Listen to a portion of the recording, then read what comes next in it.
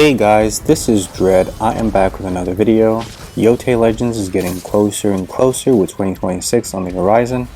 I'm excited for a new take on Legends, for better or worse, as it will be the biggest thing to happen for the community since Legends was released way back in 2020. Now for this video, I'm going to analyze Tsushima Legends as it pertains to how players perceive it and what limitations are present in spite of all the greatness we've enjoyed over the years. That will segue us into what I hope to see in Yotei Legends, which we can then compare and contrast when the mode actually releases next year. Without further ado, let's jump straight into it. Survival comprises of 3 combat specializations. First is the shooter, where you rely on your ranged weapons to kill or set up ultimates to deal damage.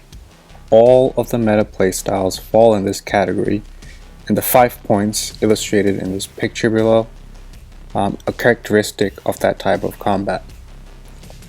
The second specialization is melee, where you mainly do single target damage in small scuffles that often include 1 or 2 enemies engaging you at a time. This is a very reactive way to play that requires multiple parry and perfect dodge setups for the damage payoff. The main characteristics are also detailed here.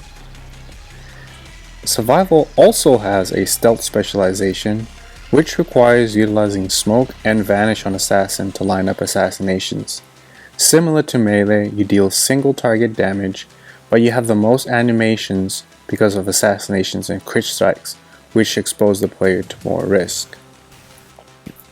Now, although these specializations are unique ways to play survival, they are all reliant on the melee combat system, which is interesting because you can play the game as a shooter. However, the default melee combat does not match this type of gameplay. The base melee is inefficient and riddled with animations that lead to frustrating situations when playing for optimization. MMC is interesting in that it's a cancel tech that enhances melee to operate at the level of efficiency required for the shooter specialization. This makes some of the tougher challenges to do, like perfect Helmo solo with assassin, less annoying to complete without the base melee holding the player back. That being said, let's watch some footage to showcase these 3 specializations before we jump into an example in a game. First example is of the shooter specialization. Again, it's proactive. Player takes the initiative to deal damage before enemies engage. And this approach is typical and popular for speedrunning, perfect solos, and even duos in Platinum 7. As you can see here, instant wipe for the clear. Second example is of the melee specialization.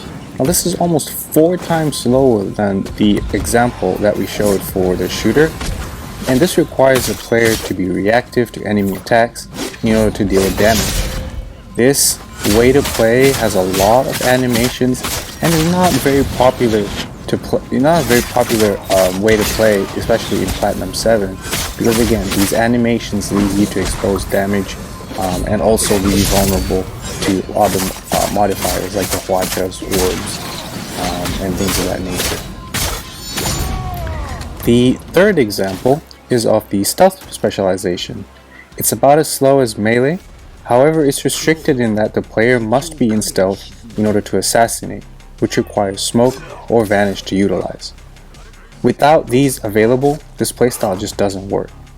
As illustrated, animations lead to increased damage taken because securing the assassinations often requires moving character models outside of the smoke where enemies see you. This makes stealth very frustrating to play, especially in custom survival, as you take damage even while in stealth. Now that we understand the 3 main specializations, it's important to note that the average player doesn't exist at these extremes. The average player's gameplay preferences and habits will show a mix of either melee and shooter, stealth and shooter, or strictly shooter. From my personal experience, I've seen most players, especially in Platinum 7, play mostly the shooter. And this is because Plat 7 is designed to encourage that type of gameplay. As an example, Here's a game where I matchmade onto Twilight using my Sarigami's Glare Stone Striker build. I am actively trying to play the melee specialization, but because it's slow and requires multiple exchanges between myself and the enemies, my teammates who are playing according to the shooter specialization tend to come in and secure the kills that I was working on. Now, I personally don't mind this because I understand why this is happening. However, the average player would see this and get frustrated because they feel that they are being prevented from playing the game how they want to. This is the main problem with survival in Ghost of Tsushima Legends. By design, it's built to play using the shooter specialization. Majority of the bonus objectives require ranged weapons in order to complete in a timely manner. P7 modifiers force you to fight using ranged attacks from safety within smoke, and any attempt to play melee or stealth is punishable by death via shared wounds, orbs, and watches. And even while playing this game as a shooter, the default melee combat inhibits players from realizing their full potential as it severely slows down the tempo. And this is why most people prefer to use Moonmaster Cancel because it better aligns with that shooter playstyle. Adversely, playing this game as a shooter also hogs the kills in survival, so people that are playing the slow and steady melee and stealth are left with nothing to do. Now, this is a problem for everybody. There is no right way to play survival. Some folks, like me, prefer to play it as a shooter, with everything optimized to deal the most damage. Some like to play it as a melee, and others like to do stealth, or even a mix of two. The issue that I tend to have with most players in Legends is that they feel that their way to play is the right and only way to play, while looking down on how others choose to enjoy this PvE game. I always say this, Legends is a better game, it's a better experience when it allows everybody to play and enjoy it how they like to, and I have a few ideas for how Sucker Punch can do this in Yotei Legends. The most important feature we need to see in Yotei Legends is specialization-based survival. We need two versions of it, differentiated by modifier sets that enhance melee and stealth separately from the shooter specialization. I strongly believe that it's impossible to balance between melee and stealth with shooter specializations such that they can coexist in the same survival mode without severely damaging the identity of one or the other.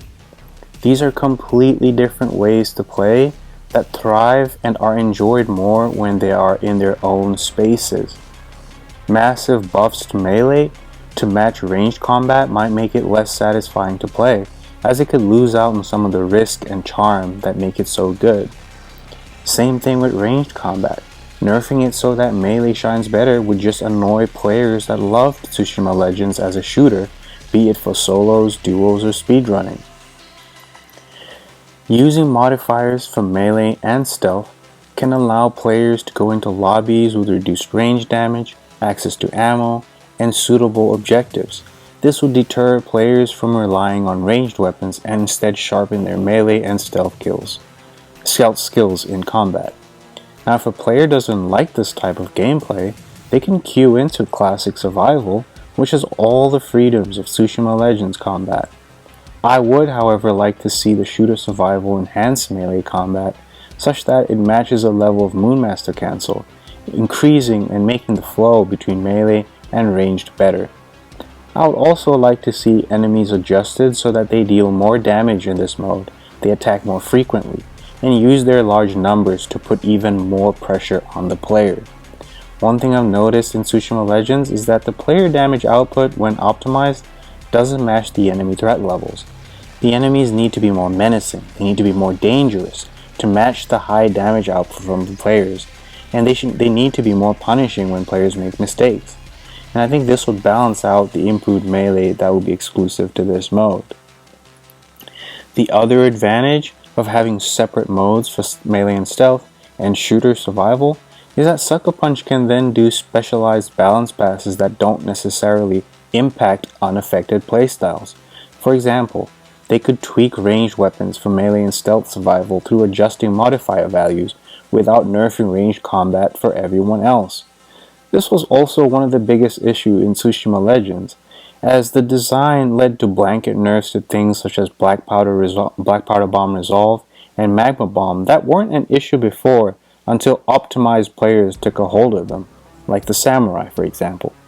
This led to elimination of the only full stealth assassin build that was played through the Magma and Smoke Assassin, which was the least popular playstyle of all, because Smoke was just, too strong for shooters.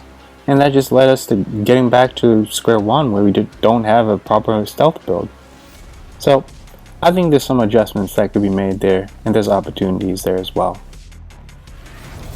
In closing, there are other things that I wish to see in Yotei Legends.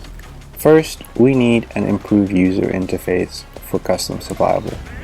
Platinum 7 in Ghost of Tsushima Legends is hidden under several layers of menus, making it impossible for newer players to organically find the mode. The Hidden Heart skin was also not displayed, so any new players would have to find out about it through word of mouth. I also think we need unique map-specific Hidden Heart recolors that encourage players to complete the hardest difficulty challenge on all maps. We could also get a version of Atsu's Yotei 6 banner that is crossed out when you complete survival challenges. I'd also like to see recognition for no damage like we do in the new update. And lastly, I want Sucker Punch to bring back all the gear, all the abilities, and all the techniques from Tsushima Legends. In terms of combat, Ghost of Yotei is basically a refined Ghost of Tsushima with newer melee and ranged weapons, minus the blowgun and sticky of course, a pet, and disarm mechanics. So it's not unreasonable to expect Legends to be for Yotei to be a refined version of Tsushima. That being said, that's all I have for this video, and let me know what you guys think, if you have different thoughts on, what you want to see in Yotei Legends, and what your expectations are. We're getting very close. It's coming out, I believe, next month. So, one way or another, we're going to find out soon, and we're going to see how it plays out. So, hopefully it's good. Anyway, I'm going to log off. Thanks for watching, guys. Cheers.